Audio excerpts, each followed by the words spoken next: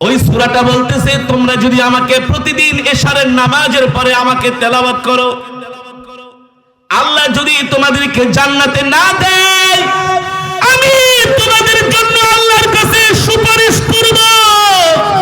যদি আল্লাহ তারপরও জান্নাত না দেয়, আমি সূরা আল্লাহর সাথে তোমাদের জন্য বার্গেনিং এ লিপ্ত হব। আল্লাহু আকবার। এই সূরা বলতেছে তোমরা প্রত্যেকদিন আমাকে আমল করো এশারের নামাজের পরে ঘুমাতে যাওয়ার আগে। নবী বলেন যে এই সূরাটি তেলাওয়াত করবে আল্লাহ তাআলা ইন্তেকালের সাথে সাথে তাকে জান্নাত দিয়ে দিবে।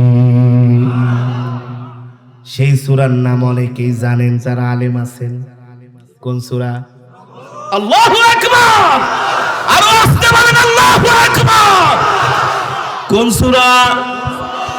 সূরাতুল মুলক।